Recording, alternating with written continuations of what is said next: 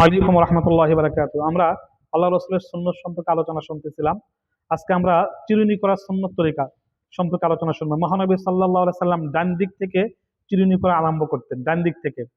মহানবী সাল্লাল্লাহু আলাইহি সাল্লাম প্রথম দিকে সিথি ছাড়াই মাথার কেশ পরিপাটি করতেন, কিন্তু পরবর্তীকালে সিথি করা শুরু করেছিলেন। মহানবী সাল্লাল্লাহু আলাইহি সাল্লাম মাথার মাঝখানে সিথি করতেন, তাই সিথি করা জায়েজ আছে।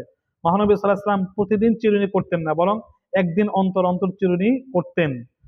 অন্য বর্ণনা আসছে মহানবী সাল্লাল্লাহু আলাইহি সাল্লাম প্রতিদিন চিরুনি না করে মাঝে মাঝে চিরুনি করতেন। মহানবী সাল্লাল্লাহু আলাইহি ওয়াসাল্লাম সাধারণত প্রথমে মাথায় বা দাড়ি মুবারকের তেল ব্যবহার করতেন, পরে চিরুনি ব্যবহার করতেন। এই জন্য মাথায় মাঝে মাঝে মাথায় এবং দাড়িতে তেল ব্যবহার করাও সুন্নত।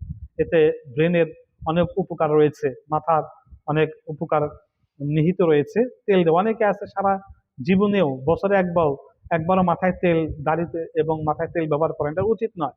আল্লাহ রসুল মাথায় এবং দাড়িতে তেল ব্যবহার করেছেন এবং তারপর মাথা এবং দাড়ি আঁচড়িয়েছেন। এটা আল্লাহ রাসূলের সুন্নত, মাথায় তেল দেওয়া।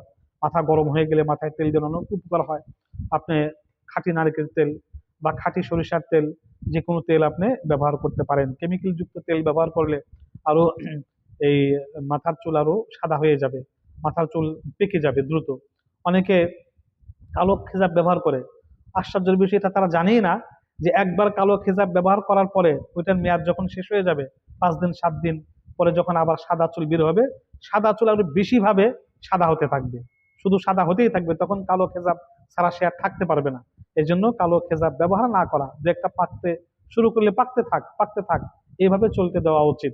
অনেকে আছে কালো খেজাব ব্যবহার, একদম কবরে 1 পা চলে গেছে, 2 পা যাওয়ার পথে তারপরে কালো খেজাব ব্যবহার করে। এটা মোটেও উচিত না। শুধু মুজাহিদ জিহাদের ময়দানে কালো খেজাব ব্যবহার করতে পারবে। আমিন।